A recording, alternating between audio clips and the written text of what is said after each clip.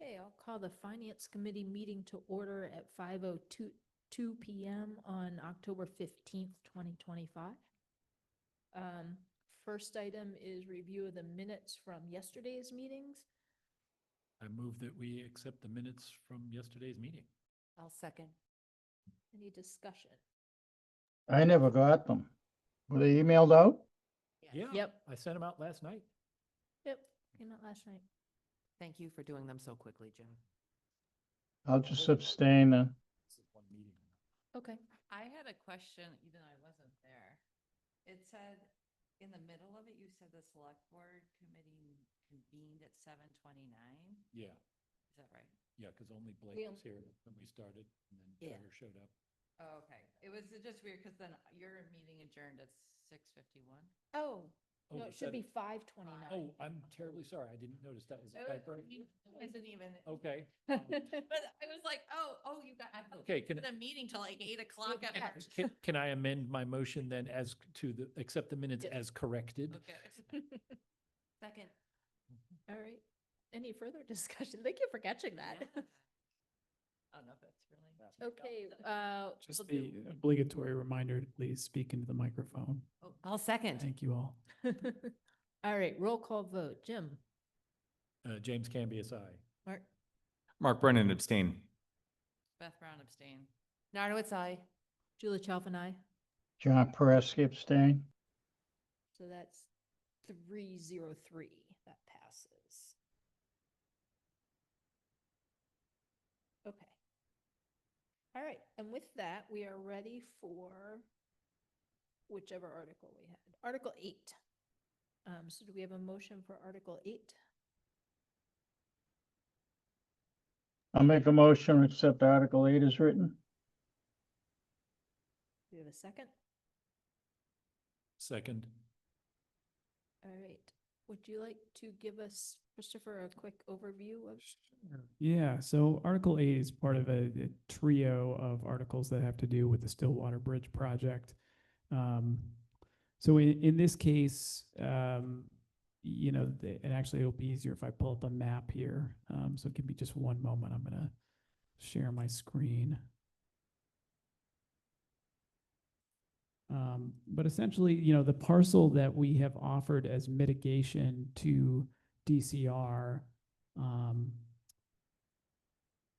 is right along the Deerfield River and doesn't have any frontage on a road, basically. It has frontage on the river, but no frontage on an actual road. And so one question that's come up has been access to the site. DCR wants to be able to basically walk onto the site to monitor it. Certainly our open space committee would love to be able to have access to that site so they can use it for, you know, recreational boating, those kinds of things, you know, in the future, perhaps with grant funding or something along those lines. So in order to facilitate that access, and I will just share a map here.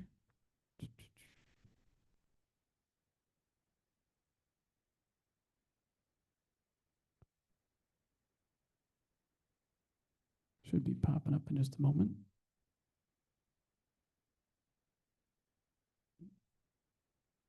Get net in here.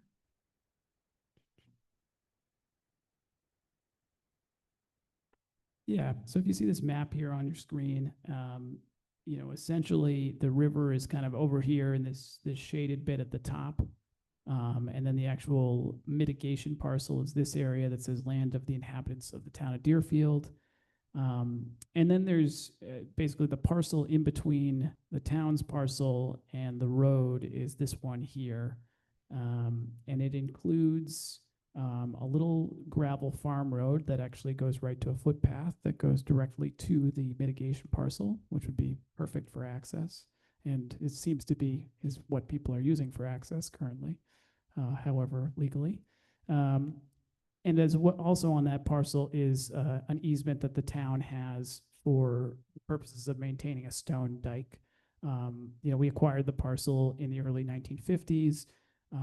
At that time, there was an easement was created across this property and another one for that stone dike. It doesn't appear to have ever been constructed or maintained. The surveyor couldn't really find any evidence of it. So it seems like we have it on the books, but we don't actually have anything there at this So point. there's no dike. There's no dike. Okay. Yep. And so basically what Article 8 does is it extinguishes that easement. Now, this is a little kind of two-step dance we're doing here because this property is privately owned, but is also subject to an APR. And so the Massachusetts Department of Agricultural Resources gets a say on what kind of easements or things can go across that property. So that ties into Article 9, which essentially authorizes the select board to enter into an agreement with that body, the Massachusetts Department of Agricultural Resources, for a license to have an easement across that land. So these two articles together essentially give the select board the ability to say to MDR, which is that department, will extinguish this dike easement in, in exchange for, the right to pass onto this parcel. We don't know if MDR will be amenable to that. At the end of the day, it sounds like they'll work something out with DCR either way. And so the Article 97 purpose will be fulfilled, but obviously it'd be great to have access to the parcel for all parties who want to have it. So that's the basic idea between Articles 8 and 9. Thanks. Any questions or discussion on Article 8? Thank you for the explanation, Chris, because my question was, if the town extinguishes its easement rights with respect to the dike, does that mean that Molinar LLC will now be responsible for all the maintenance on that dike? So the surveyor did not find any evidence of a dike. There's nothing in the Mass Department of Dam Safety or anything like that. Correct. Yeah. It seems as though the town got the easement and never actually constructed it. So there you have it.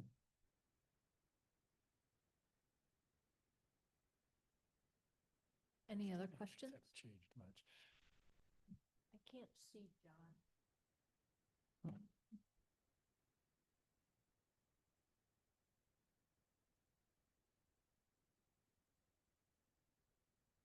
All right. No further questions. We'll do a roll call vote. Jim? James Cambius, aye. Mark Brennan, aye. Beth Brown, aye. Margaret Nardowitz, aye. Julie Chalfin, aye. John Pereski, aye. All right, that's unanimous, 6-0-0. Article 9, we've already discussed, but we need a motion. I move to recommend Article 9, or are we, I move to recommend Article 9 as written. Second, Any discussion? No, roll call vote. Jim? James Cambius, aye. Mark Brennan, aye. Beth Brown, aye. Margaret Nardowitz, aye. Julie Chalfin, aye. John Pereski, aye. That's unanimous, 6-0-0. Article 10. We have a motion. Make a motion to approve Article 10 as written. Second. All right, discussion? Sure. So this has to do with the Elm Street Complete Streets project. So as some folks may have heard, we got a $500,000 grant. Let me let Kathy in here. We got a $500,000 grant last year for reconstruction of sidewalks, crosswalks, et cetera, on Elm Street between Railroad and North Main Street. In the past month, we've gotten word from the state that we're likely going to get another $1 million towards that project.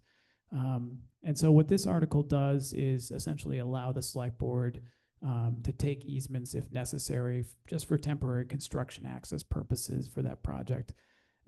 We fully anticipate that everyone, all the neighbors involved, and there's about 14 private properties in that area, are going to be okay with essentially just a license, so a right of entry with the town. And that would not require any kind of town meeting approval, et cetera.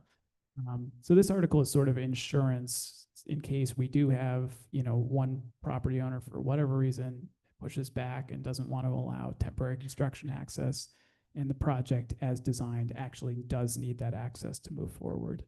I'm sure finance committee members are wondering, how is this going to be paid for? And that's a perfectly legitimate question. So in the past, and I'll just give Stillwater Bridge as an example, We hired an appraiser essentially for about $1,200 per parcel that they appraised. And then they spit out a number based on fair market value for these types of easements, again, based on the Stillwater project. You're probably talking about $100 max per easement. So not a lot, if any money, hopefully going towards that. So for our purposes, I think, something under $10,000, and it'd probably come out of either Chapter 90 or the grant, would make the most sense to cover those costs. But that's basically the overall picture, and happy to take any questions from the committee that they may have on that article. I think we just mentioned last night that maybe we need a maximum amount that could be appropriated. I know Trevor said it would be probably negligible, but I think it would be prudent to have some amount in there. Let's see. So there's no, this is sort of a process question. There's no source of funds written. So the only funds you can spend are something that you don't need town approval to spend, which would be what, like the grant or Chapter 70 or, Yeah, Chapter 90 or. or Chapter the 90. grant, That's- yeah. Sorry. Oh, who knows? Maybe the schools will chip in. Those will chip in. Yeah, Chapter 90 or the grant. Yeah. Yeah. So Okay. in the motion under this article, would it be then to transfer from whichever available funding source you identify for this purpose? We could write it Okay. in that manner. Yeah. I think it's gonna be hard to know But- exactly how much. But this warrant is already posted, right? This article. The warrant is posted. Yeah. So we can't actually edit this article. But you Correct. make a motion under the article that would specify. And what we vote at town meeting is actually the motion, not what's written in the article. So, Yeah. okay. These are essentially the agenda items, and then the motion is going to be made at the meeting. Okay. Would you all feel more comfortable if we requested a dollar limit on, I mean, I don't expect it to be a problem personally, but like, I think, for me, I think it's more important to identify a funding source than it is to, a separate funding source in the motion as opposed to identifying a dollar limit that we really don't know. okay. So then the motion could say from Chapter 90 or the grant or something like that. Exactly. Yep. Okay. We- Holly, do you have any thoughts on this or no? Okay. We could propose an amendment from the floor, basically. Or they can just, you can write it in the. Yeah. So usually what happens is, myself, town council, and Dan, the moderator, will meet, a couple weeks before the meeting and just hash out what the exact motion language should be if there's any vagaries in the article language. So that's something we would definitely include.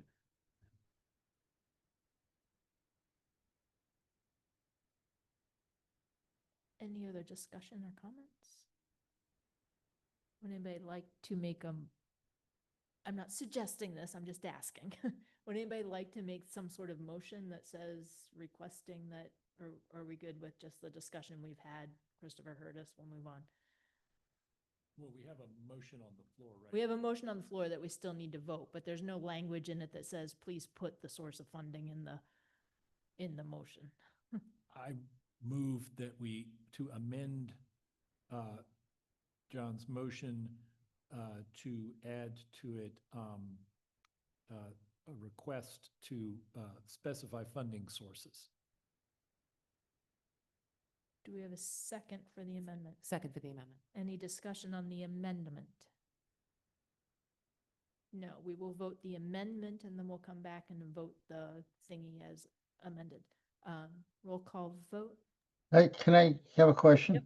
Go ahead, go for it. What if one of the people that is gonna be granting this easement says, hey, I have a chance to make some money here. I want to get a lot of money from the town for it. So the- Chances of that are remote, but it's possible. Yeah, so the way this works is there's an official appraisal that takes place, and then there's a way of determining just compensation. So there isn't a ton of wiggle room in terms of, what they could request. And again, I think it's unlikely that anyone's actually gonna push back on a right of entry agreement to have the sidewalk in front of their business or house improved. And two, I think it's likely that those just compensation numbers are gonna be around $100 a piece per property. So there's other controls over how much can be spent on it. Yeah, there's a process to appraising public property or property for public purposes, I should say. Okay, thank you. Any further discussion? Nope, we will do a roll call vote on the amendment. Jim? James Cambias, aye. Mark Brennan, I. Beth Brown, aye. Margaret Nardowitz, aye. Julie Chalfin, aye. John Pereski, aye. All right, so the amendment passed 6-0. Now we are voting on the motion as amended. Any discussion on that? No, good. Jim? James Cambias, aye. Mark Brennan, I. Beth Brown, aye. Margaret Nardowitz, aye. Julie Chalfin, aye. John Pereski, aye. All right, that passes 6-0. Okay, so now we're ready for the 3 citizens petitions at the end of the warrant.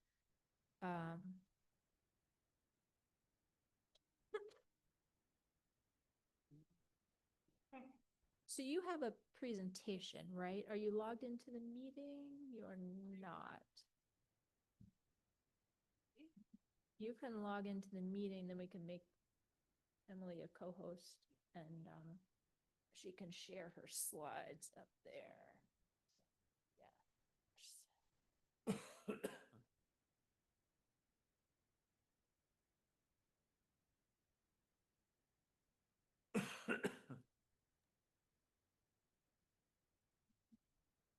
It's exciting being on this side. A change of perspective. It is a change of perspective. That's very healthy.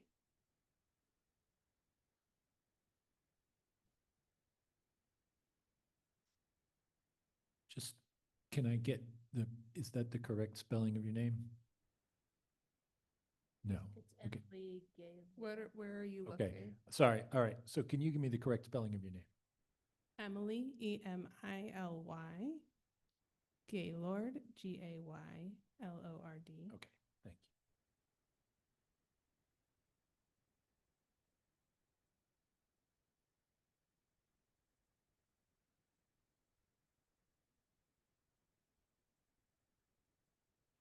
you. It is loading. It's just slow.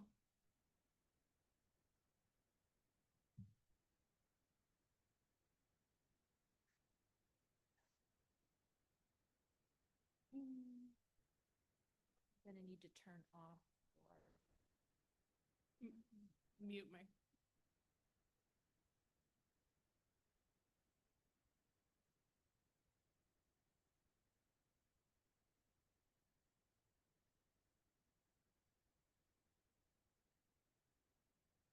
Okay, and if I share.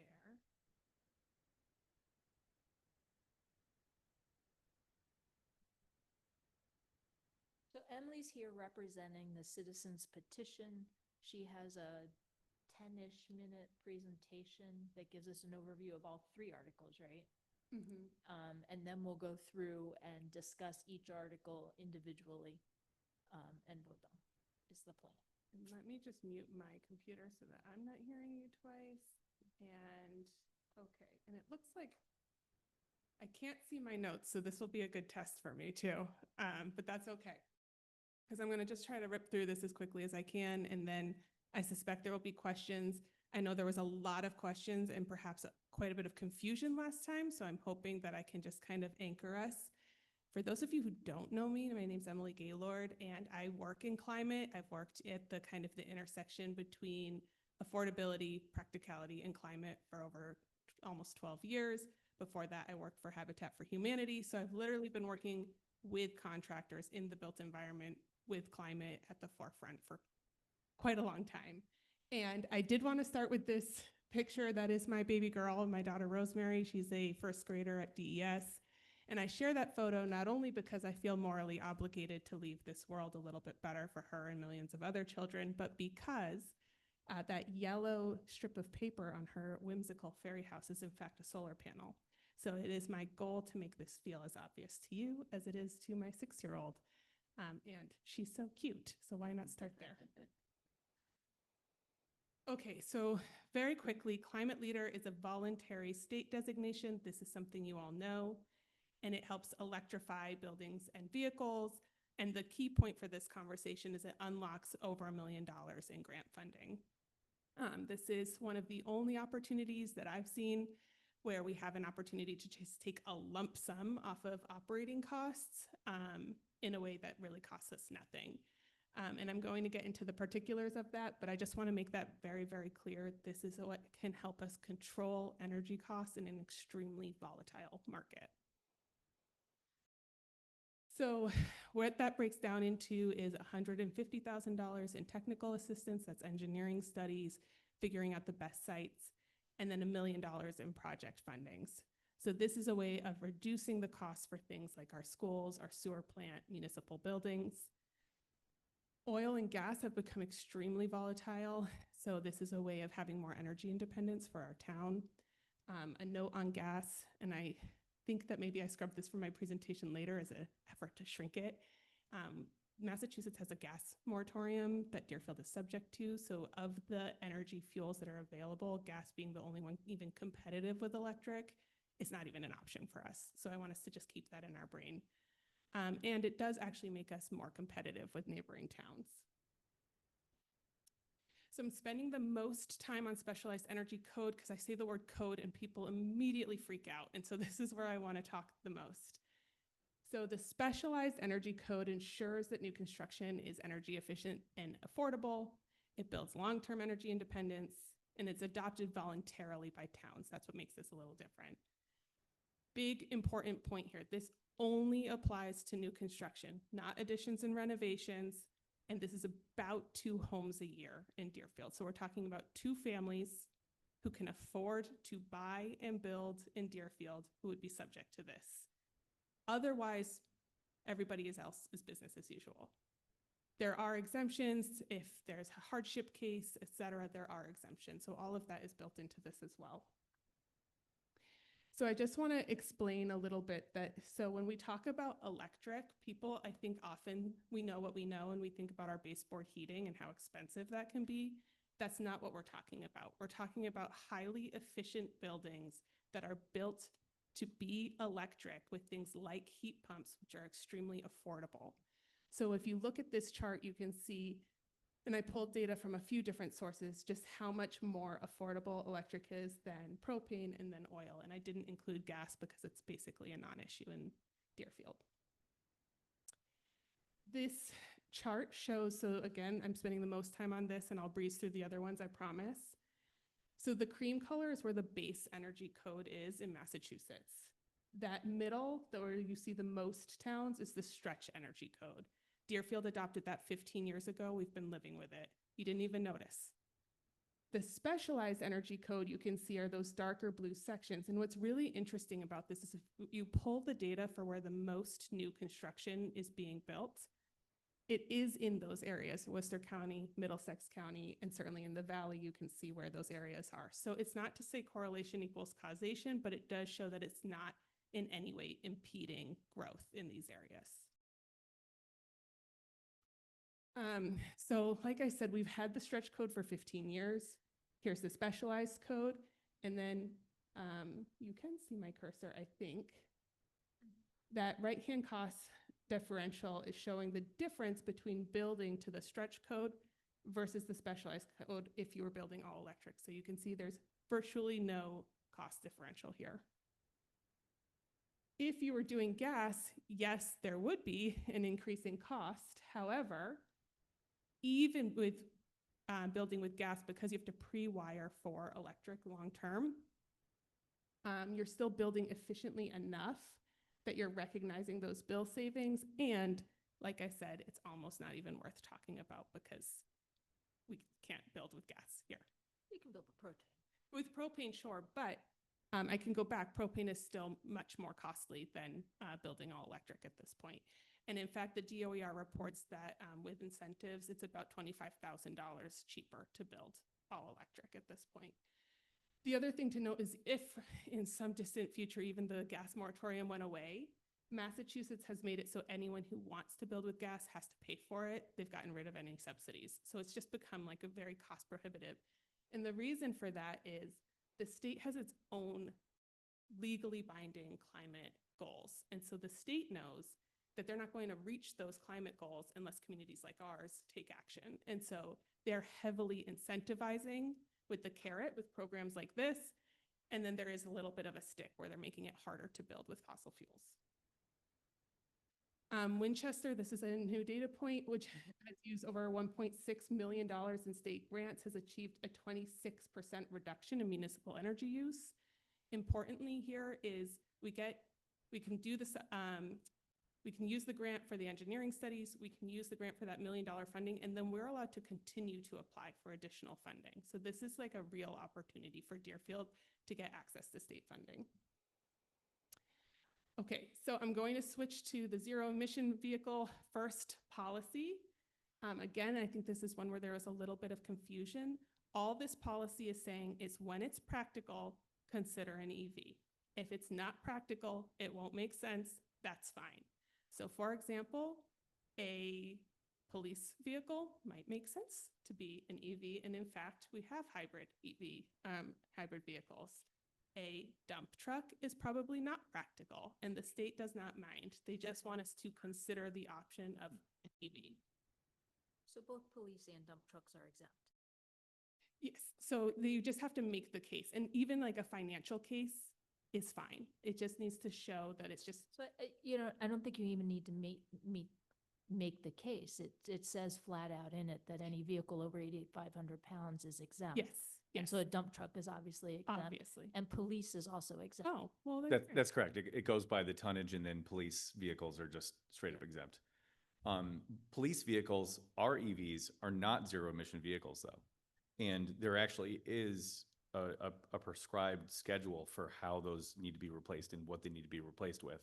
And the current fleet of police vehicles, so I'm just bringing this up just in case anyone, in another department wants to replace an EV, it has to be replaced with a ZEV. So it's not, what we have is not zero emission vehicles in the current fleet. We have regular hybrid vehicles. I think that the takeaway, thank you, but the takeaway here is this is not something to get distracted by. This is just when it makes practical sense to consider zero emission vehicles first. And then you move on, just like I'm trying to buy a car right now and it is Sorry. terrible and I hate We're it. distracting. Yes, okay. Then there's a municipal fossil fuel pledge. And again, this is a non-binding resolution signaling Deerfield's commitment to long-term energy planning. So this is just saying we are trying to move away from fossil fuels. So quickly benefits, reduced operating costs for town facilities. We have less exposure to oil and gas price spikes. We get access to over $1 million in grants. And it does make Deerfield attractive for businesses and families. And I think you can see that based on the earlier map of where we're seeing a lot of growth in the state. I also just wanted to pull in some earlier data points. So we're already a green community. We have $30,000 annually saved just from doing lighting upgrades. Over $6 million in revenue is projected from the solar array on the former landfill. And we have been awarded over $600,000 in Green Communities grants.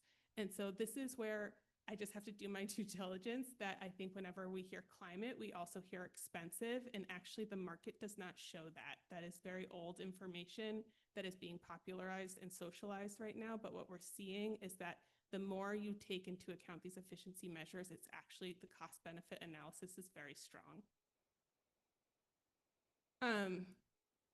We reached out to, solar, this is in my notes, the solar company in Greenfield. I will give them due credit later. With the library, if the library were to get solar, it would account for over 40% of the electric costs for the library. So there's a really compelling argument there for the town as well. I know we're all nervous about that. So I always, whenever I'm talking about what's changing, I like to talk about what's staying the same. Existing homes, renovations, retrofits, not affected in this. Residents and businesses keep full energy choice. Municipal fleet remains flexible, and the specialized energy code applies only to new construction. And again, we're talking about a couple houses a year. I know that there's questions about business as well.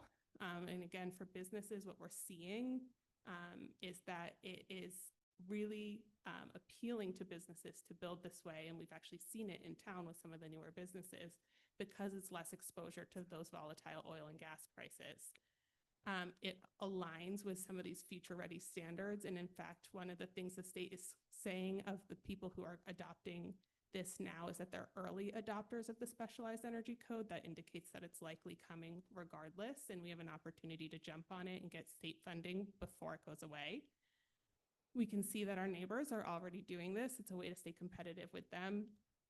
Current businesses won't see impact from this, but it does give us access to incentives, which is something we all want. And then I won't get into this. I have a whole section on questions I assume you're going to ask, but I know, But you're prepared. but I'll leave it for now. So before we get into the individual articles, I have one question about, I probably have more than one, about the, if we achieve the climate leader community designation and there's $1 million in grants, I have this memory that it's a one-time grant, that you can't go back to it over and over again, that it's a single-use grant. Is that? No, I think you can go back. Where's, yeah, I mean, it's right there. You can go back again, every year.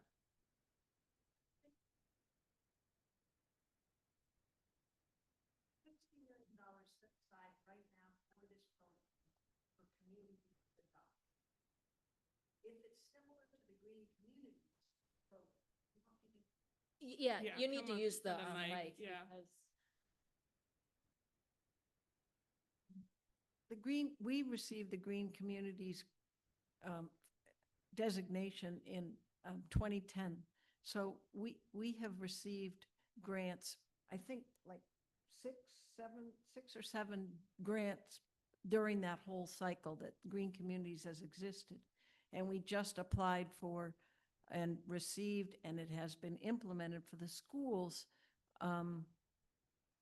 a whole building management system that we got through Green Communities. So we continue to get Green Communities, and we will continue after this to get Green Communities. This is separate funding, but if they continue to fund it past the 60 million, I don't know, but if it's not federal money, so if they are able to set aside additional money, we will then be able to continue after the 60 million is gone. It's possible if we implement putting solar on the wastewater treatment plant or the library, we will be able to apply for another grant before the 60 million is gone. I don't know. It's possible. I don't know. Thanks so much. Okay, thanks. So general questions before we get to the individual articles? Yeah, go ahead, Mark. Yeah, I think I remember reading that there's 52.8 million left in that. So just corroborating what MA is saying. Yep. How are those funds derived? How is that fund established? From what source of funding, the 52.8 million that's remaining? Well, it's state budgetary, so they Okay. have allocated a fund for this specific purpose that they are now drawing down as towns sign on to be climate leaders. As far as we can tell, that is a protected fund, it is state fund. Obviously, no one is immune to what's happening federally, but we do feel like this is an opportunity because there is so much left in that fund to get activated and get some of these projects done in Deerfield before it runs out, because there is a potential that, to MA's point, we want to get it before that starts to dip. So none of this funding is generated from electricity, through our electricity delivery charges or anything like that? No, This this is all isn't through state fund- something like the Mass Save program is maybe what you're thinking about, where you Okay. pay like a little charge on your bill. Yeah, okay. So now I understand what MA is saying about, the $60 million maybe, going away at some point, possibly being renewed, but it's all subject to state funding. Okay, thanks. I So think, I did oh. find the email that from, Alex Galloway looked into this last spring when we were talking about it. She's the town planner. And she said that a community can only be awarded one TA, technical assistance grant, that's the 150,000, and one accelerator grant, construction grant between 2025 and 2027. So then I guess if it got replenished after Then that, you we could could go go back, back yeah. after it. But I also, if memory serves, believe that this is not coming out of the state's operational budget. I believe there was a bill that created this fund. So when the funds run out, we'll either have to have our state reps, have another bill put in front of the governor for funds, but I don't believe it's a revolving budget. Go ahead, Jim. If you could clarify, so basically we would essentially get one swing at the piñata then, basically, that if there's a ceiling on how many things one can apply for in a given time frame, so one technical assistance and one Accelerator grant. accelerator is what grant, you and were- then after 2027, we could do it again, or would it be basically, that's it? I don't know. Okay. I don't know. But if it operates the way that the other grants of this kind work, we will be able to reapply for more funding. And a note just about the state, Massachusetts has always been very climate forward. So Governor Healy just put out a bill not that long ago, the energy affordability bill. And so a lot of this isn't tied to it, but it's a very clear indicator that the state is going to continue momentum in this direction.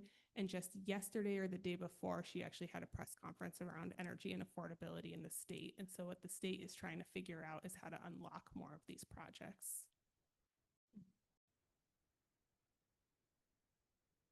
All right. What was the estimated cost for installing solar on the library? Oh, I don't know. Does anyone else know what's the estimated cost for installing solar on the library? I would, but I don't. Jim, Trying to remember, but I can't. Yeah, I don't remember either. It certainly $1 would million if we would did help. do it. All right, come up to the microphone and introduce yourself. I'm David Gilbert Key, and I'm on the Energy Committee. I'm not the warrant sponsor. I don't know the solar library question, but we did have already an appraisal or a technical assessment of putting solar on the elementary school, no, the DPW, yeah, in the elementary school. And those two projects together would cost, this was 2 years ago, $105 million to do. That can't be And- right. 105 million? No, yeah, 105 million. To generate an income, say that again? Is it That can't be right. 105 million to put solar on the roofs of the two buildings? Yeah, Million or No. thousand? That seems. 105,000? no, million. Because the roof of Ye- the elementary school would need. You have be to a- replace the roof on the elementary Yeah. school. But That's an important piece of Yeah. information. Yeah, I remember that now. It's not structurally sound No, enough for. the library solar. would be 105 way doesn't sound cheaper. It would be way cheaper. The reason I bring it up is that even those two buildings would, estimated by this appraisal, be able to generate savings to the town of $83,000 a year. So that, theoretically, that could be one grant. That you could do the solar on the school, fix your roof, get things done. Yeah. And that could help pay for the DPW part to make it 1 million clean, but just one other thing that's important, as far as the state funding, a lot of the point of this is that the things being funded are part of the program of defossilization. So the solar on these schools and things helps take away the load on the utilities.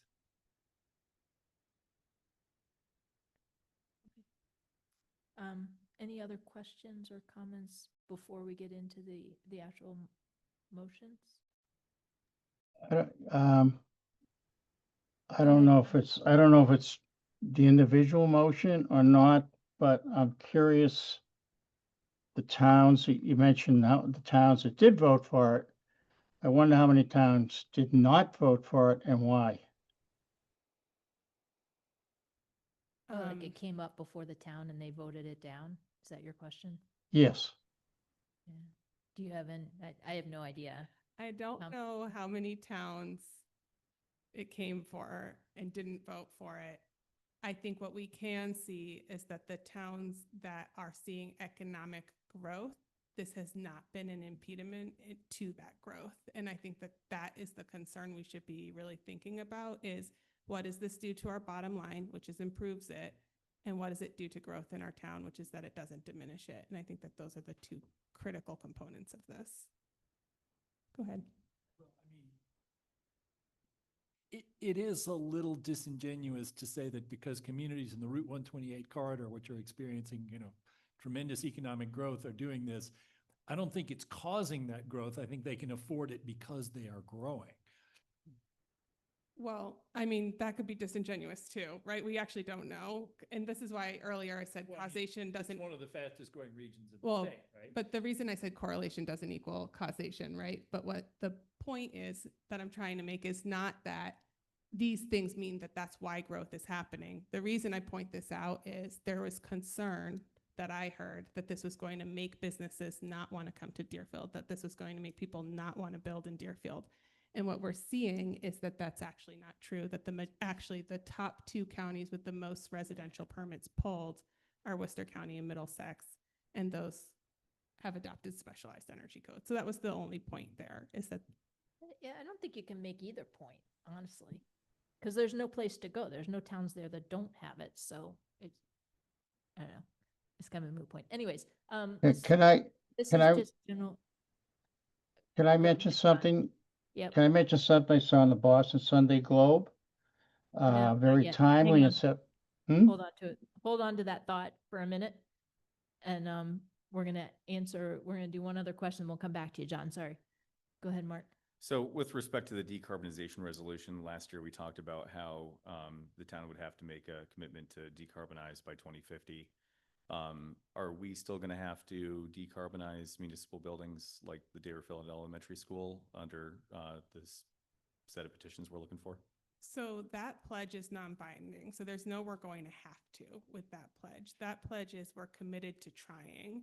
And so again, this is where practicality is going to be a tipping point for us often. We live in a place with a lot of older buildings, older housing stock. It may or may not be pragmatic. And that's why it's really critical that we understand that's a non-binding pledge. It's just saying we would like to try. Okay. Sorry, John. Go ahead. You're up. But I want to go back to what you just said, Emily, or whoever said that. That it's binding. We have to put it in the building code, though. So these are two separate warrants. The specialized energy code is a code, you're right, but the municipal fossil fuel pledge is a non-binding pledge. Okay. I just I say up front, if I were buying a house, I'd want it to be energy efficient. And I could afford the extra money.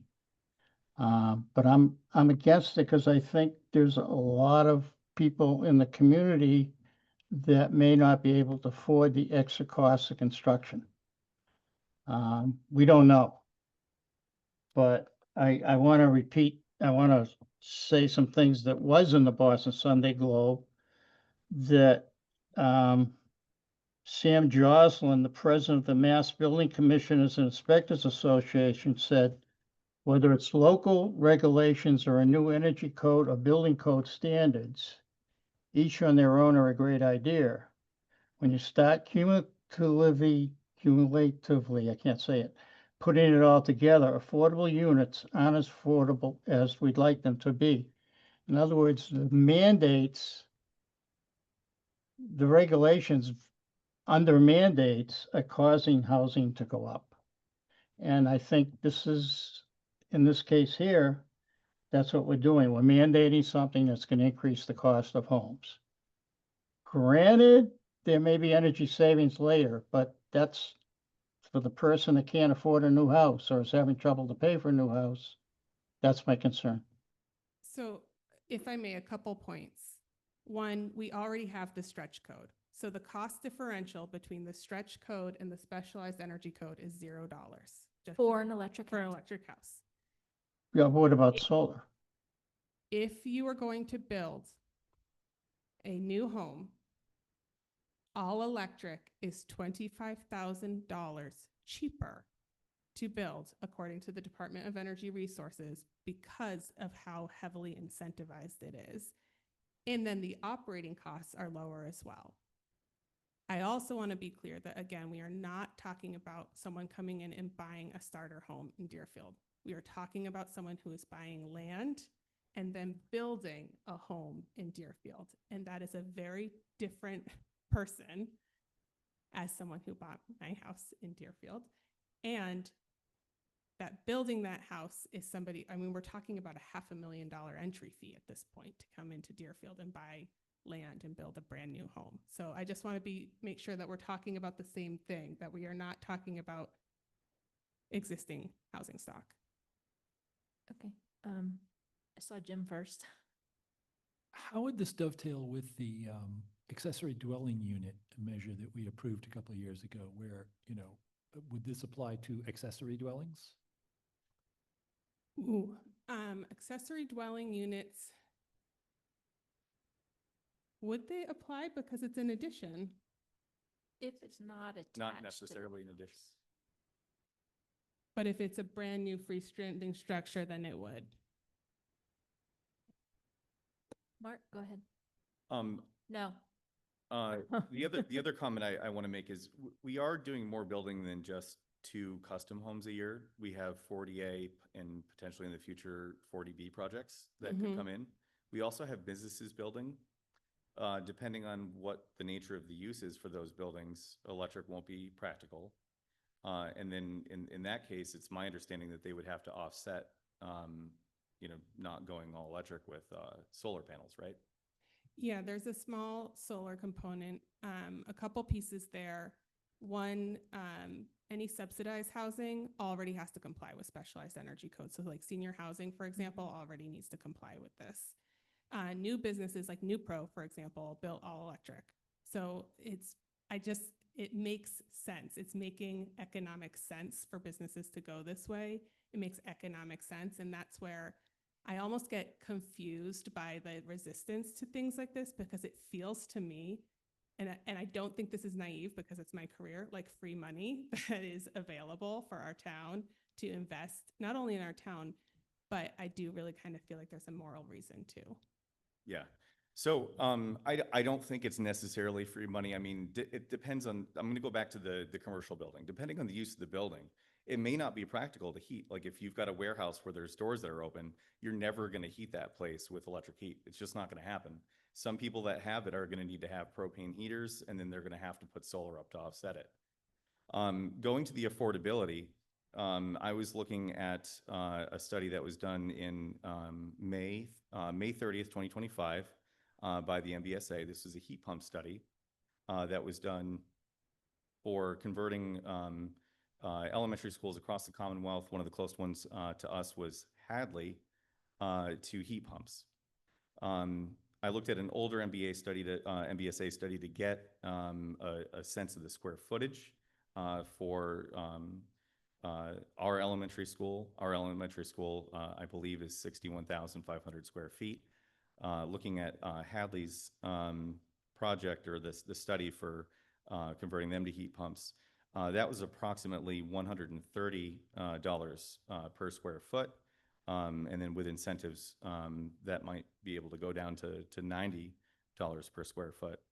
So we're looking at, if we're talking just municipal decarbonation for just that one building, we're looking between $5 and $8 million. The maximum grant that we're going to get is going to be, whatever the max is for the TA plus the 1 million in accelerator funds. So if we do one project, this won't be free money. We will lose between $4 and $7 million if we're looking at this just from a purely financial perspective on the capital cost of the building. The operational costs could be, there could be some savings and stuff there, but I really question the financial motive for this. Now, if we talk about like the climate impact and stuff, great. But from a pure like capital perspective, this is not, free money.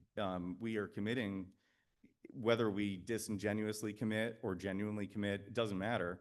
We are committing to decarbonize. And just with that one building alone, we're looking at a $5 to $8 million project. Well, hold on. Because what we're committing to is saying that we'll try when it's practical. If it's not practical, we don't need to do it, right? So what you're describing, first of all, is existing construction. So that's not something that would be automatically required by the code. And you're talking about like, if we commit to trying to transition off of fossil fuels, what does that look like? And I commend you for thinking that through a little bit. But it's also, we're a small town. It's not going to be pragmatic to do that right away. We're just saying that as time ticks along and as we're looking at new projects, as we're thinking about what we do with our buildings, we should always be looking at ways to make our buildings healthier, more efficient, longer lasting. And the thing that I think is very confusing to me when people have resistance to any climate measures is they're almost always co-benefits in exactly those places: affordability and health and longevity. And so I just want to make sure that we're not getting wires crossed here by saying we're going to have to decarbonize everything and it's going to cost us millions of dollars and how will we ever afford it, when there's a lot of pragmatism built into these warrants. Hang on just a sec.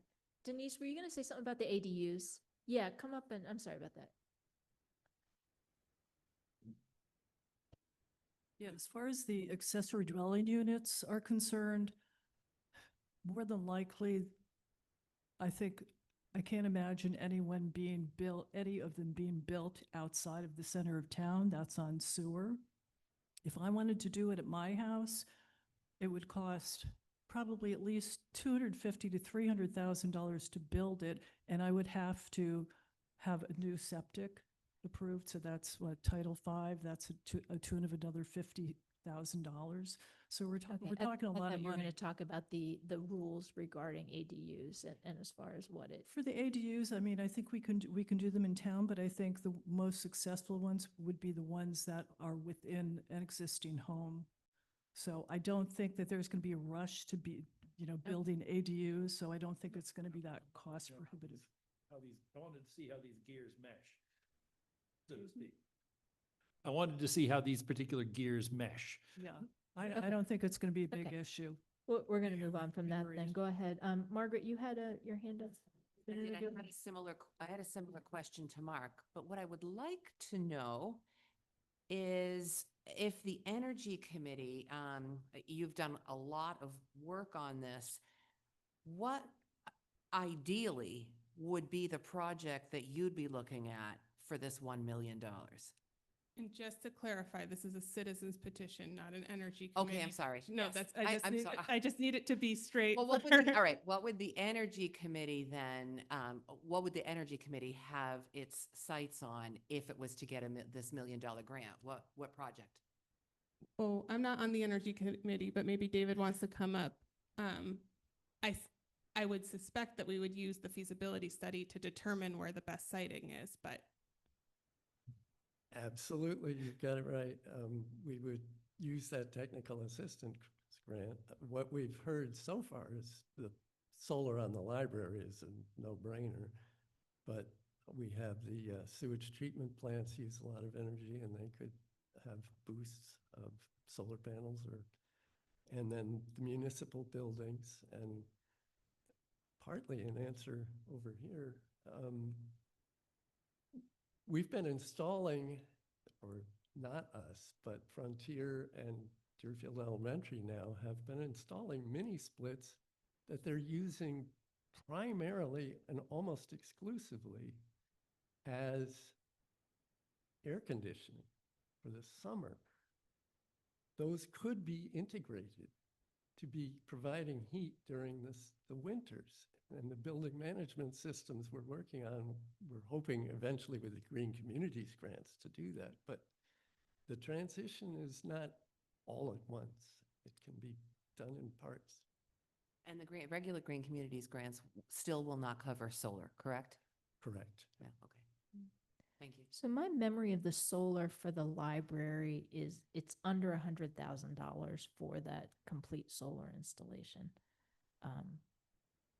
I would, I'm struggling. It's between 40 and 80, I would, which is kind of a broad range, but it's definitely under 100,000. So that would be a pretty small project compared to the $1 million that's available. So And I know we're all very concerned with operating the library, but I believe our wastewater treatment plant is actually our biggest energy that user, would be so. a good candidate, I think. Go ahead, Beth. How does this code affect, like new buildings at DA and Eagle Brook?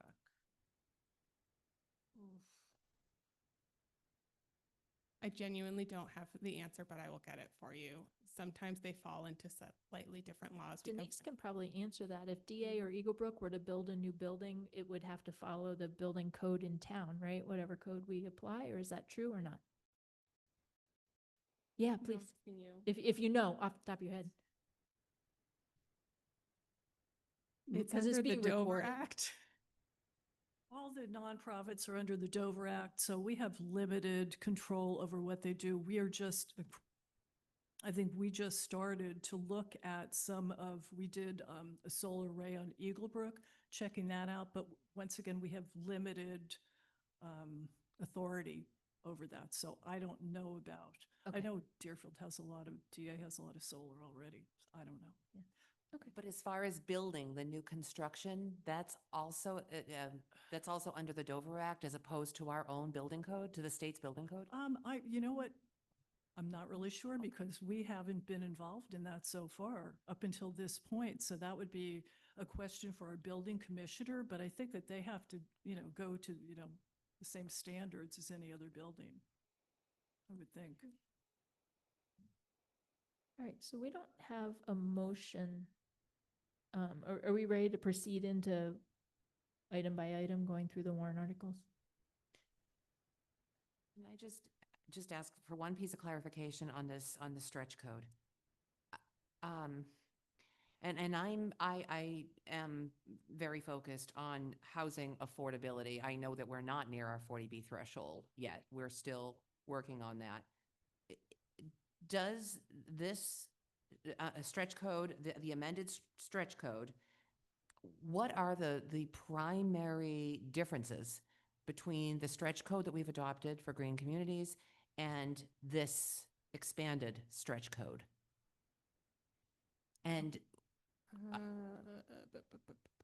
I worry about costs being passed through to tenants of newly constructed 40B housing and things like that. So I can get you like the actual differences between the stretch code and the specialized energy code. I thought I had a slide. I don't have it in front of me. As far as affordable housing, any subsidized housing already has to follow the specialized energy code. So that's already happening in the state. So whether we adopt it or not, when senior housing comes into Deerfield, they will have to follow the specialized energy code. It's already subject to it.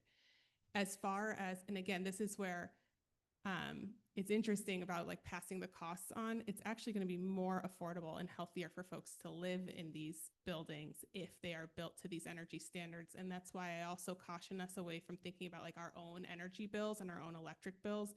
We need to be thinking about highly efficient electrified buildings. That's a very different type of housing stock.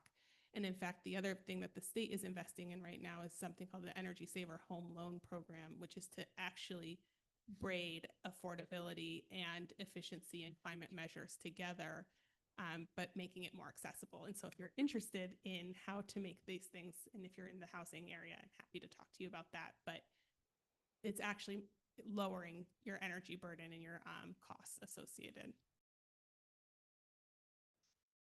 I have one more question. Mhm. How many vehicles does our town have that wouldn't be exempt from the weight?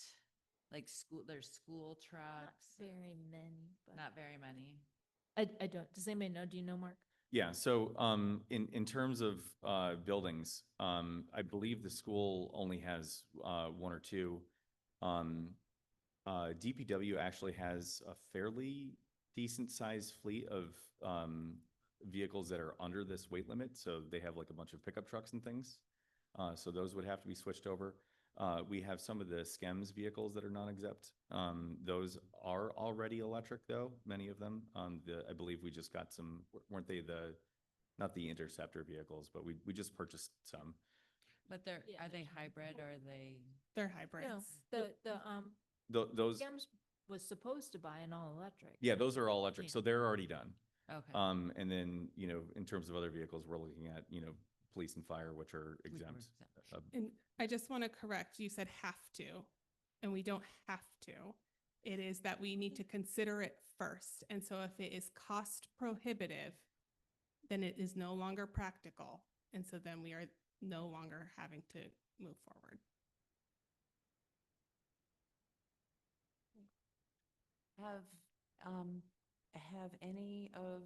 Have the schools weighed in? I know that the schools need to take a vote on these measures, I think, right? Is that, and have they done so, and have they commented or given their input? The school already has a ZEV policy, right? Is that true? I'm sorry? The schools already have a ZEV policy, ZEV first, zero emission vehicle first policy. That's what somebody told us last time we discussed Oh. this. I I don't think they do. I mean, I haven't heard that. I thought Okay. I asked this exact question last time and it was that they had not weighed. But somebody, they So- came so back later and said we- that they did. We are trying to get on their agenda to talk to them So we don't know. Okay. before this, and do a similar kind of presentation as we did here. But there's no point in them voting prior to the town voting, because if the town doesn't vote for it, they're not obligated to do anything either. So that, not for zero first, but for these three articles. So if these three articles pass at town meeting on the 29th, then the school has to endorse that. But hopefully, because, do you want to know why? Is that why? No, you're I'm like- confused on the order. So the school has the option to endorse it or they're forced to endorse it if the town votes on it? Because it They- feels like you they- would go to. They the school need to first. sign on to it also, but they're a major beneficiary of these grants. So, I mean, I'm not going to ask them to vote first, because there's no point, if the town doesn't vote for it, for them to be, but I'm going to, we are going to talk to them prior to this. So my understanding is that to be a climate leader community, there's a whole list of things that have to happen. We have to pass these three items. The schools have to have a zero emission first vehicle policy also. That's the only, my understanding, that's the only thing the school, like, they don't have a bylaw for a building, so that doesn't apply No. to them. And they don't need to make a decarbonization resolution, that's the town. So the only thing we need from the school is I the see what you're CEV saying, yeah. is a zero me, whatever, Yeah, the vehicle thing. and, And I think that's all that's required from the schools. and what they already do have is what green communities have, is to consider the most fuel efficient vehicle first, That's what you're thinking. which is with the I stretch. think they are, yeah, That's I with the think stretch. they already. Yeah, have they that. do have Yeah. that. But they don't have the zero first, the Okay. zero emission first, which is a little more strict than Little more. considering energy efficient. Okay. From the language I'm reading, it says right here for public school districts, for a municipality to meet this requirement, its public school district must provide a letter from the school superintendent stating that it has adopted a zero emission vehicle first policy. Right, It's Yeah. it's on the Commonwealth site. yeah, Now, exactly. they have one vehicle that would probably apply, just like the after-school van. None of the, buses, even if we were to have buses would But would they apply. have the But pickup trucks too. Oh, okay. They have a couple Yeah. pickup trucks. And I was wondering about that today when I saw them, if those were. And then for vehicle procurement, it says that, ZEVs must be prioritized over other vehicles powered primarily by internal combustion engines. So it's using must language, not may, shall, it's must. I actually The looked up the cons- weight of school buses, and it looks like pretty much all school buses are over They're- 8,500 pounds. And I think. we don't maintain. Like them even ourselves, the short so ones. it's fine. So, Oh, Yeah. I don't know. Must is not- I had a question about that too. I So mean, must they're, Be, Then- Go ahead, wait, they're not Make town one. buses. John. Go They're ahead, not, John. they're not town buses. Right, so it doesn't They're- apply anyway. Yeah, That's Right. what I was saying. Sorry, I was That's fine. speaking to the mic. We don't maintain our own fleet. okay. Let's hold off for just a sec. Do we want to, so there's still going to be discussion about each individual article as we address each article. Are there any more general, like climate leader community questions among anybody? No? Okay, so are we ready for a motion for Article 14?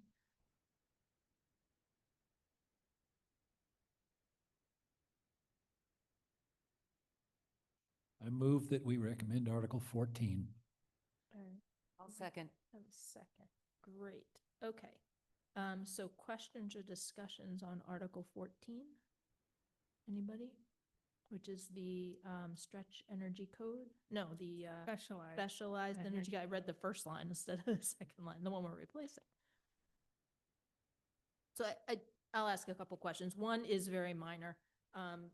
There's the word date missing from Oh. the end. So it should say with an effective date of July 1st. We can fix that. So if you can put that in. Sure. So I read the article, the actual bylaw that's recommended. And when I get down to the way it's written right now, it says that it's for new buildings only is what I read online. But this says under purpose, it says that the specialized energy code applicable to the relevant sections of the building code for both new construction and existing buildings to further reduce the climate impacts of buildings. Which makes me a little uncomfortable. Yeah, no, that And then makes you sense. continue reading and it says applicability and it says we adopt the specialized energy code as codified, including any future additions, amendments, or modifications. So when I read in the paragraph before that, for both new construction and existing buildings, and I read that we're accepting any future changes, it makes me very uncomfortable thinking that they can come back and change the specialized code to say, okay, now it applies to additions. Now it applies to renovations, now, Mhm. and I think that would be a problem. Go ahead. I don't have the specific answer, except that we did inquire what the penalties would be for non-compliance. Ineligibility. That's it. The only thing we lose is the chance to apply for a grant.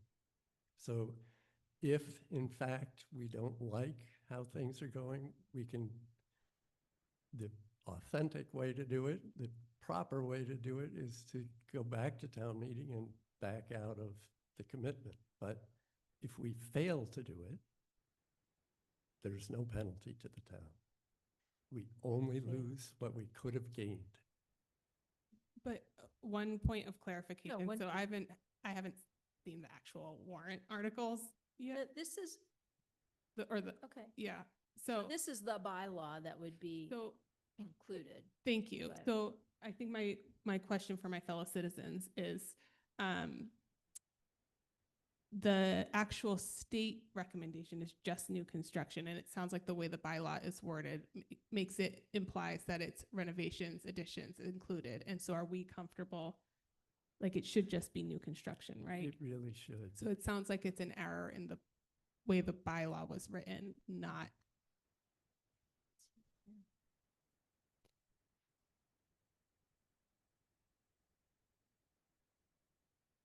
Because I want us voting on what the state is mandating, not. Yeah, it says the code will, yeah. So will this be, this is the bylaw that you sent me, will this be in the motion? In the like handout? Yeah, so the actual language of the bylaw would be in the meeting guide, and then you would make reference to it in the motion, yeah. So can we fix the bylaw and that would maybe make you more comfortable? Make me more comfortable? Yeah, I think I'll check with Dan Okay. and see what the options are there, because the article language does say new construction. So the bylaw is sort of at odds with that. So Yeah. I'll, that would I'll be check with him appropriate. on what our options are when we meet next week. Thank you. Who wrote the bylaw? Like, I'm confused why it's not. Like, who wrote the bylaw? I'm confused why they're not the same. Is that a brand new? Did it come with the citizens petition? Is that how we ended up with it? Okay, so it would be, oh, MA knows.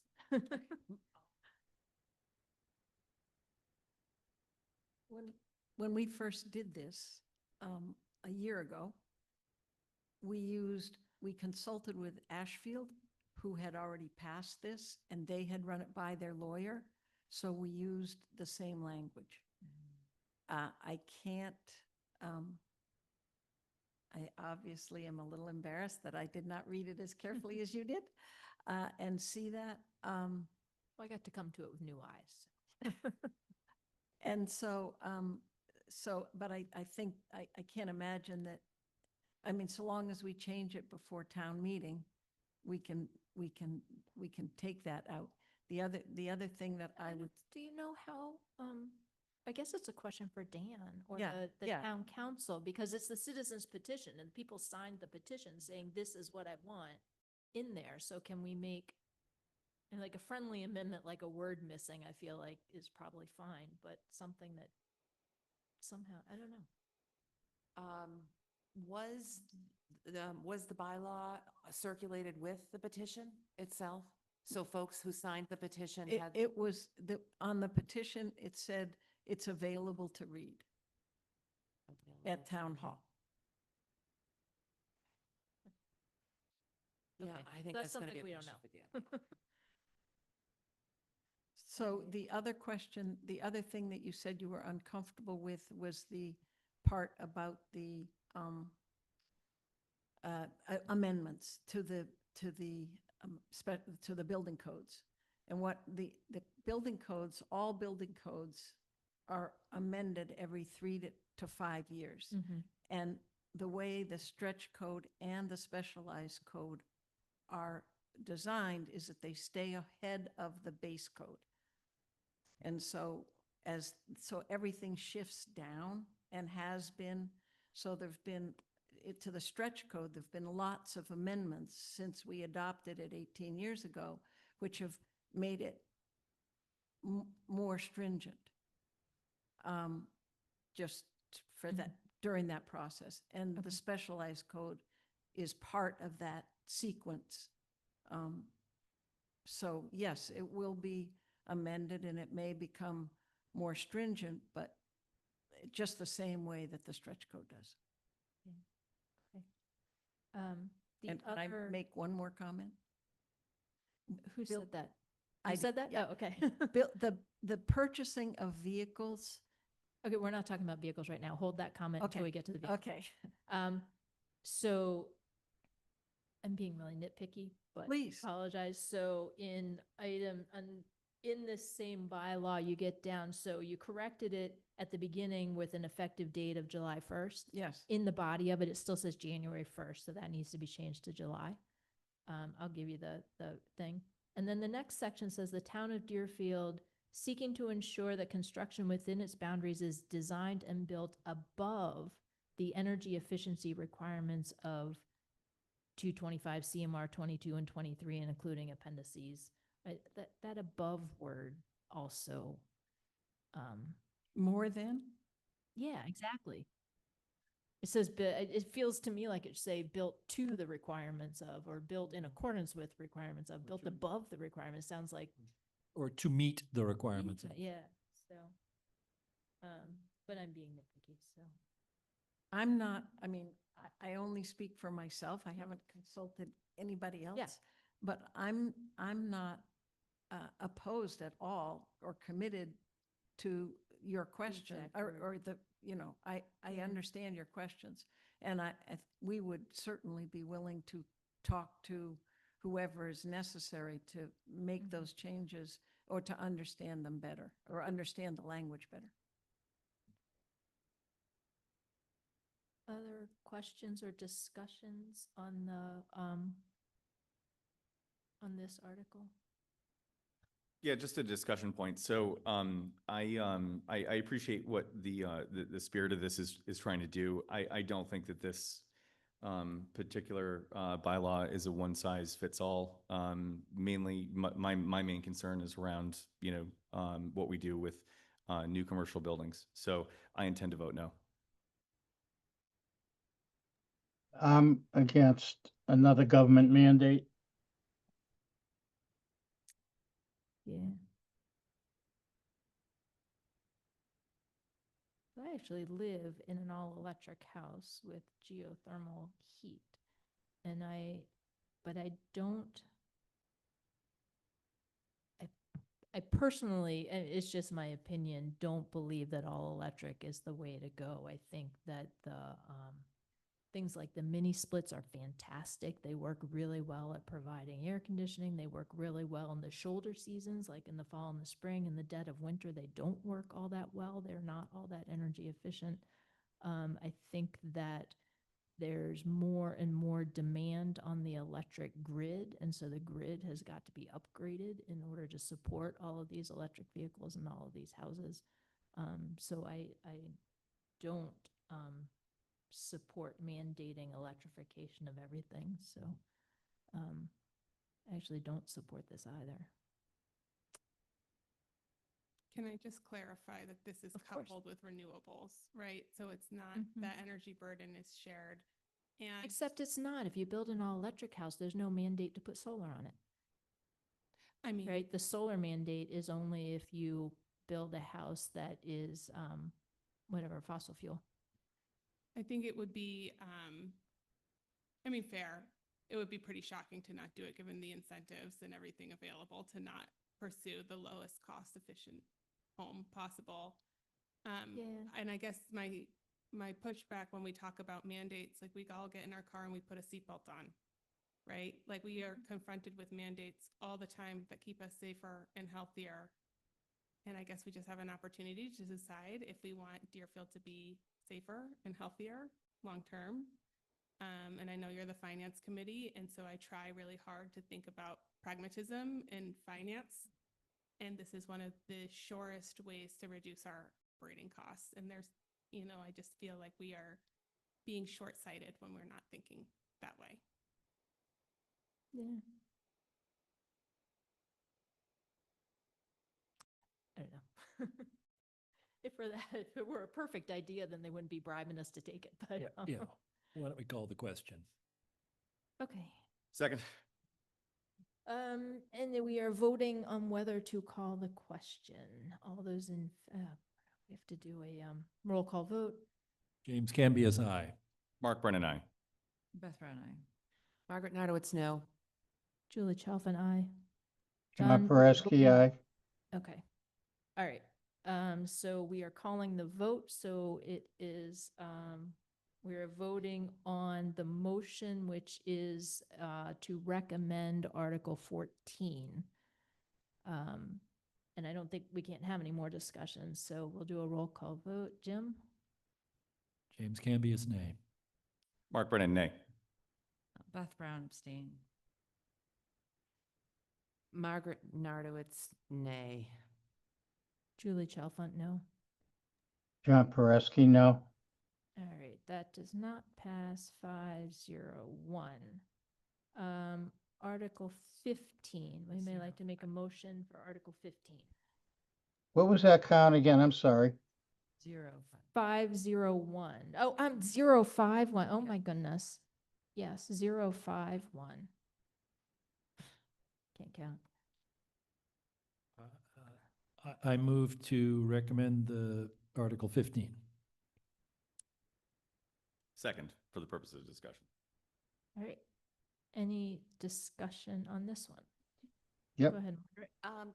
Article, all right, so this particular article is worded in such a way that it seems to indicate that the zero emission first vehicle policy requires town officials, when purchasing new vehicles, to purchase available zero emission vehicles. It really does not give the option that you have explained. And unfortunately, the wording of this article is not, I'm not going to call it disingenuous or vague. I just think it's not fully explaining what is truly what you've explained to us. And so I am opposed to the wording of this article. Is, This is actually, this wording to me implies that it doesn't really get into the nuance of the zero yeah. emission vehicle policy itself, giving departments flexibility in purchasing these vehicles. This, to me, and because this is the warrant language, this to me reads that the town must. I have a question. go ahead, Jim. So the language here in the warrant, Margaret is correct, says requires, but it is to adopt, the actual article is to adopt the zero emission first vehicle policy. What does the zero emission vehicle first policy actually say? Does it allow, is it a may or a must? Do we have a copy of that, or you? Yeah, I sent that out. Okay. It might have been yesterday that I sent Okay, it. I have that on. I have a copy here that I wrote on. I can make copies if you guys want. You guys need it? Yes, please. Okay.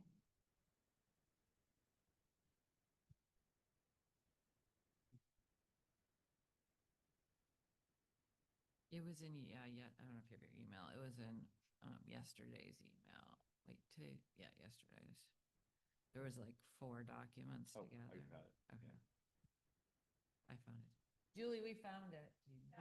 Yep, Yeah, sorry about yeah, that. yeah, sorry, you don't have to go. I just wish the language in the, on the citizens petition had said when practical. If it had given that option, the flexibility, it would have been a lot better.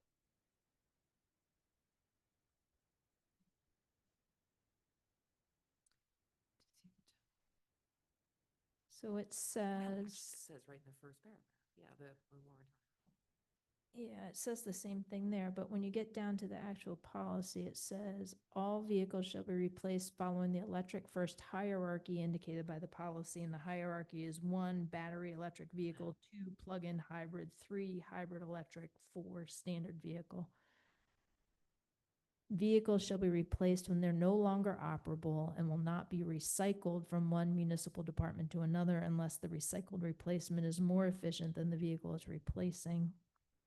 When considering vehicle replacement, the function of the vehicle will be reviewed for potential replacement with a more fuel-efficient vehicle, including a zero-emission non-exempt vehicle.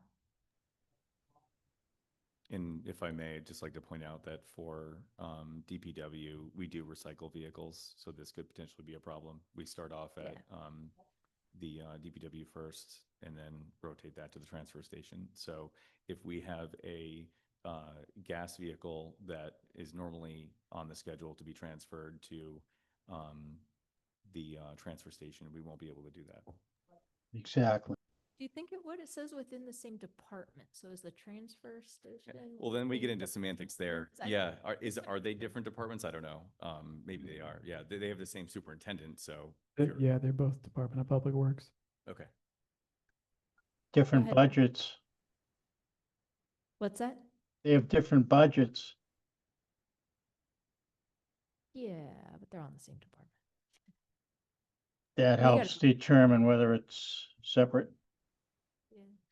Well, but there's no transfer station employees. They're all highway department. Right. Well, we also transfer them to the sewer department too. do. Pickup trucks. Yeah. Yeah, actually, we do. We transfer, Yep, that's true. between all three of those. In most cases, it probably would be more, like if it's a newer vehicle, like presumably, we're not replacing older vehicle or a newer vehicle with an older vehicle. So No, no, most- but we would be, right now, we replace gas with gas. Yes, So we can't do that unless we're replacing it with like a hybrid or something. So you have to replace it with something that, you know, has a higher priority. Can I ask a question again? Okay, so the warrant is a notice to voters, obviously. How do voters know where to find the zero emission vehicle policy? So this, okay, so voters are going to be notified by the warrant, but won't necessarily know where to find the policy, the stretch code, things like, or the. So Don't we normally have a supplemental thing that we give out with the warrant? We could just add it to that. Yeah, we always distribute a guide, and I think, Before town meeting? yeah, so we'll usually have available the week before. Okay. Yep. And that'll be available on the town website? It'll be on the town website, and then it will also be available at the meeting, be as a handout. yeah, here it does say that it's, they don't have to buy products that do not perform adequately for their intended use.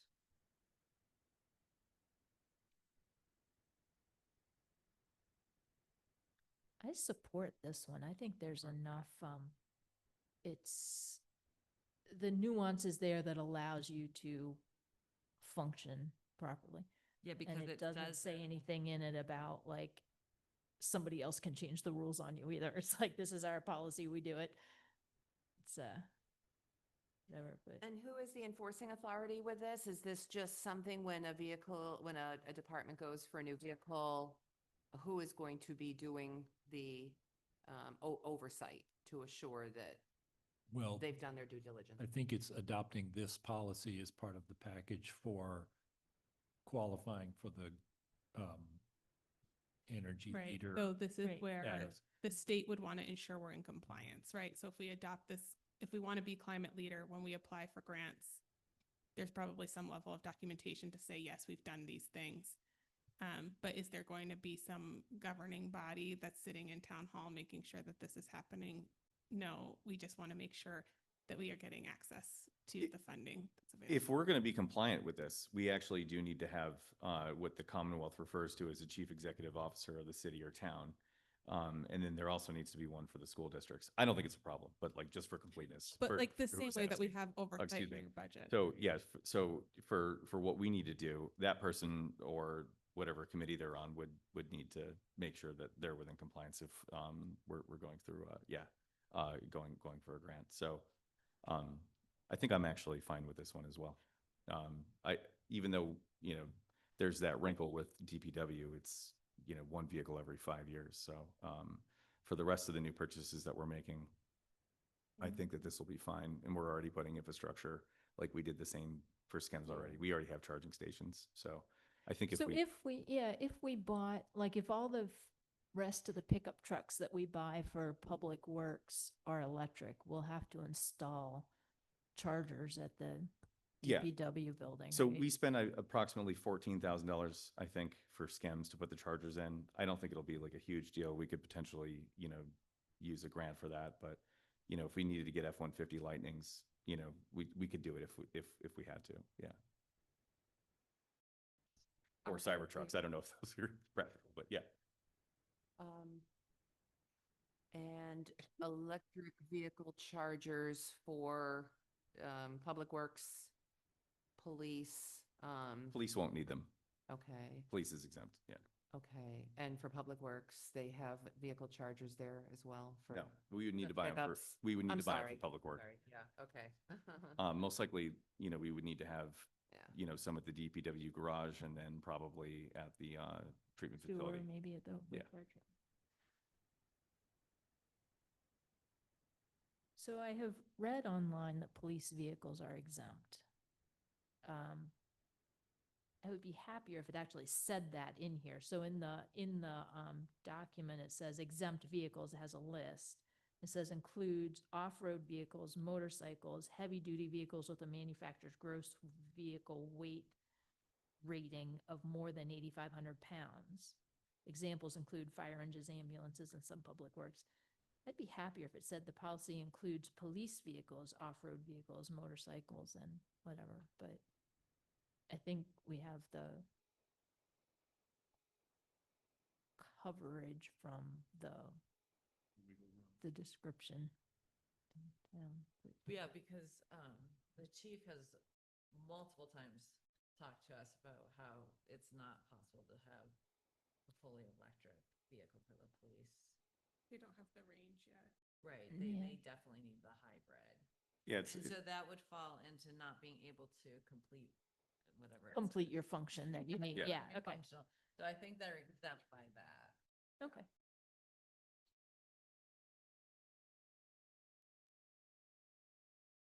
Anybody else have questions or So we, discussion? yes. Go ahead. We Yeah. already have a fuel-efficient vehicle policy under the Green Communities, correct? How are we doing on that?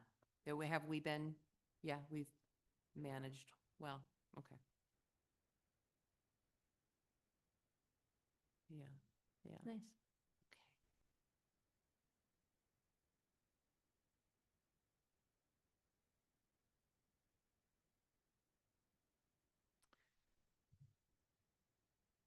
Anybody else have anything to say? Are we done? It looks like we're petering out on this one. Do you have? Yeah. I truly appreciate wanting to do the net, wanting to move to net zero. I do. It's important to be climate aware. What I am concerned about are electric costs and the savings we're actually going to see, especially with small trucks and things like that that have more demand. I don't know what our energy charging stations are costing now, but with the price of electricity at the moment, it's not a great time, but I don't know. Oh, I don't know. Yeah, I don't know. I don't know. All right, any further discussion or questions on this article? One other thing I just thought of Go is, ahead. when it comes to electric vehicles and towing, like those, just like anything that's towing heavy equipment is going to gulp electricity the same way actually worse off than it gulps gas. So I'm just wondering what this is going to do for like the DPW crews that are, mowing cemeteries and things like that. Like, are we going to be in a position where we're going to have to, work around their charging schedule or, something like that, Yeah. unless we can get a large enough, like, I don't think that they're going to be pulling around lawnmowers with like an 8,500 pound 3-axle dump truck. So No, they're not. that could be an You're issue. right. Yeah. But it's still saying that if it can't do the job, then you don't have to Oh. buy the vehicle. And so if you know it's gonna be the towing vehicle right. I feel like there's a lot of wiggle room in this one. Like, it's not just the weight limit. It's like if the job can't be functioned, then then it's exempt. So I think the DPW trucks might last longer till the technology catches up with Yeah. being able to do it. So I am inclined, having read the policy, I'm inclined to support this. Contrary to what the warrant article says. So I think the petitioners are going to have to be very clear that, refer to the policy, because the policy allows a lot more flexibility than the warrant article language implies.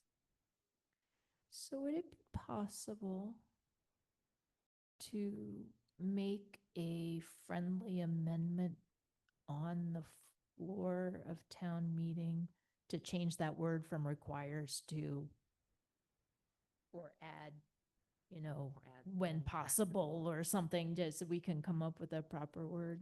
That, But this warrant says you're adopting the policy, and that's the It does. requirement. The policy is the one that says, oh, it doesn't mandate it. It's like, yeah, so it's weird because this language is just about the policy.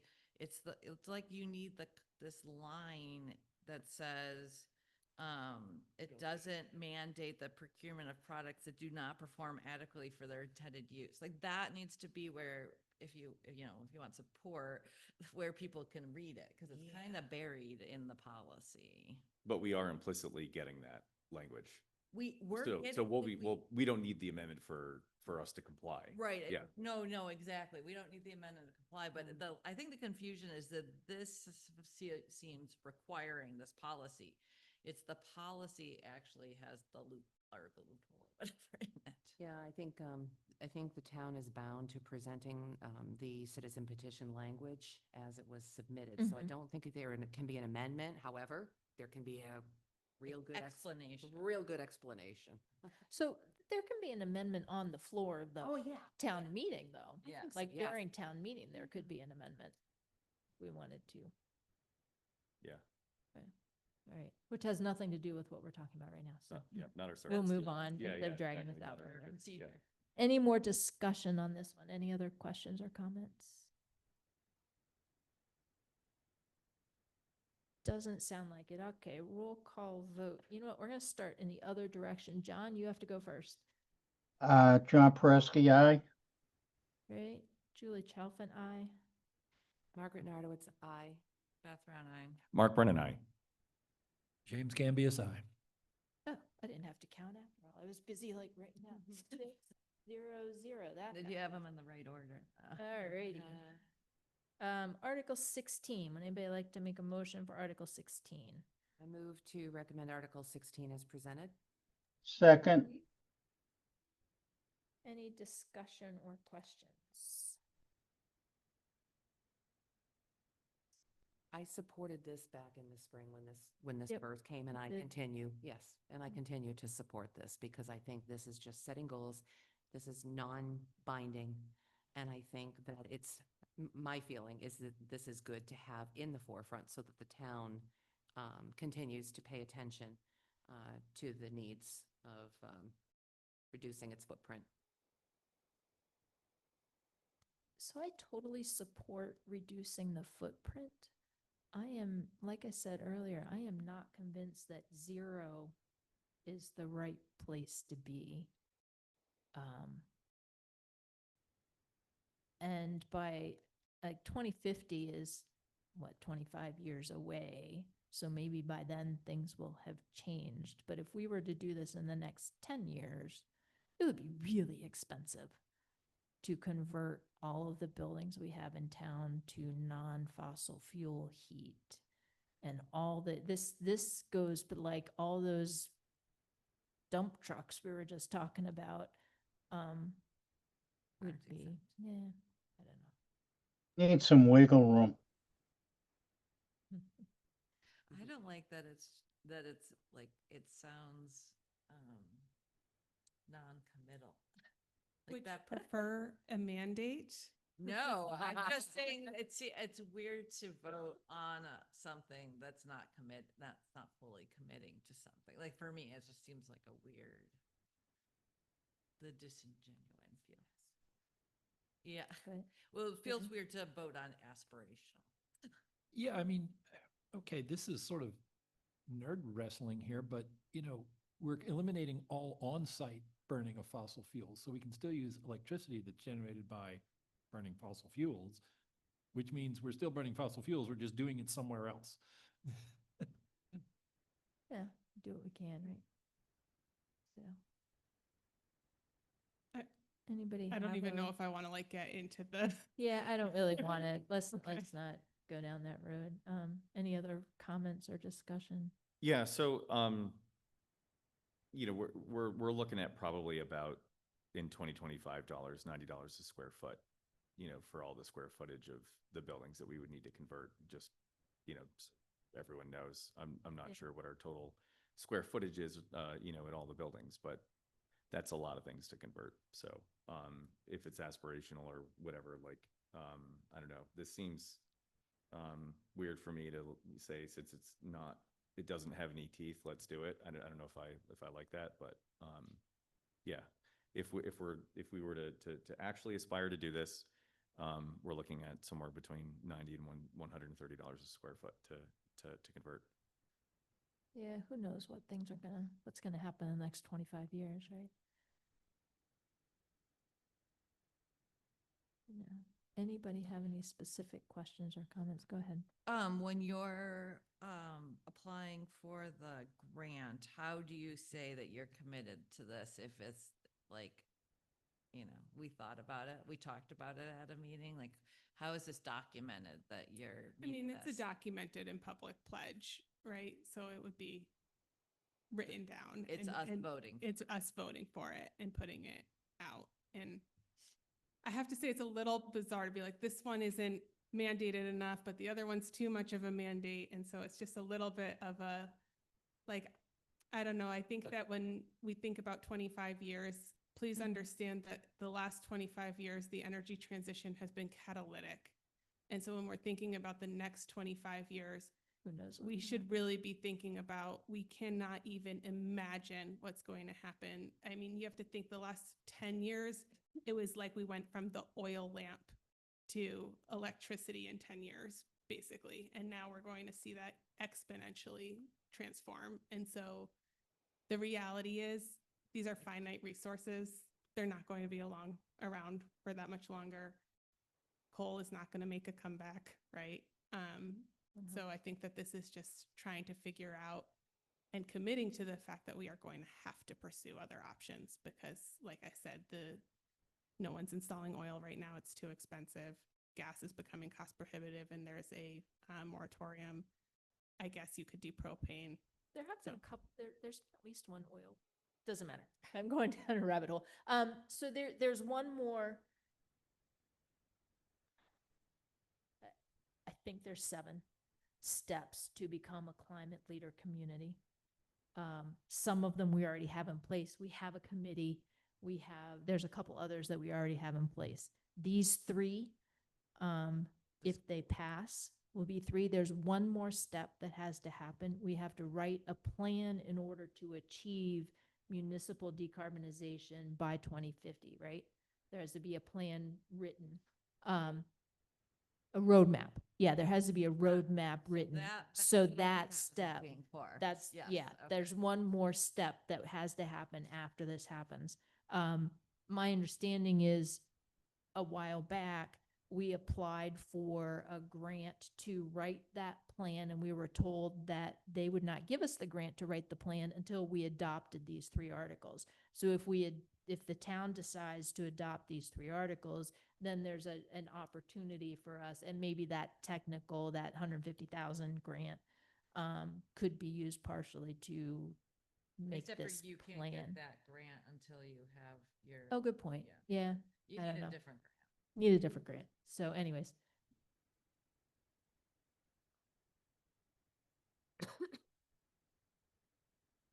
The state actually doesn't give you money to create the roadmap. They send you a professional. If that makes a difference. In other Okay. words, a human that they recommend will come into the town and help us create that roadmap. Could that be funded from regular Green Communities funds, or would it have to be funded through a technical assistance? The source? roadmap? Yes. No, it's part, They- I mean, you apply to get the assistance from this person. Okay. So it's no money, Okay, no okay. money exchanged at all.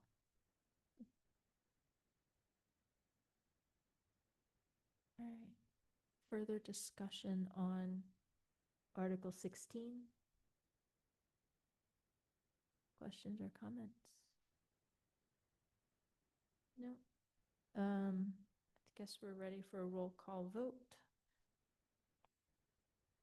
Jim, why don't you go first? James Cambias, nay. Mark Brennan, nay. Beth Brown, aye. Margaret Nardowitz, aye. Julie Chalfant, no. John Pereski. I won't be here in 2050, so maybe I should abstain, but I'll vote aye. Yes. That's a tie. You have a tie. Anybody know? It doesn't pass, right? It doesn't pass if you don't have a tie. You have to have a majority. All right, so that does not pass 3-3-0. So Finance Committee does not recommend that. All righty. That's everything on the agenda. I guess.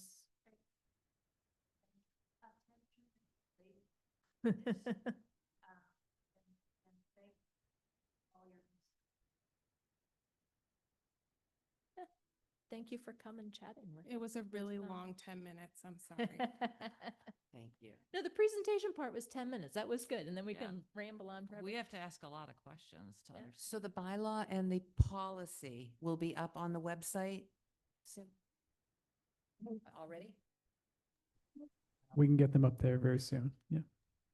All of these, if you go to the mass.gov website, the climate leader page has every single policy as well. if you're Okay, I'm concerned about voters Mhm. here before October 29th. Actual, Yeah. yeah.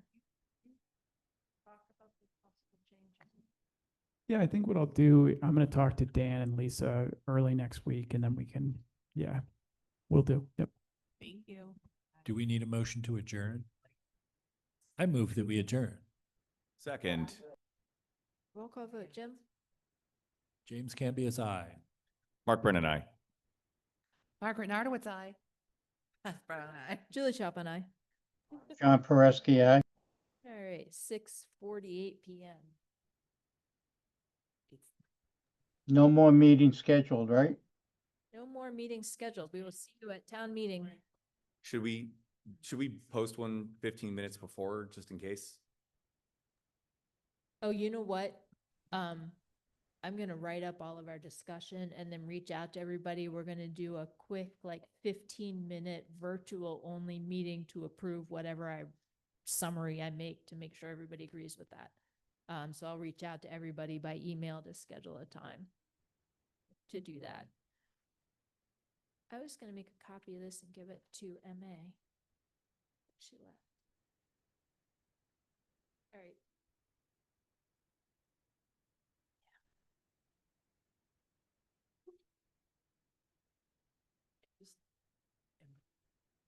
We don't like the idea of motion, basically saying, well, we don't really need. That's why I voted no.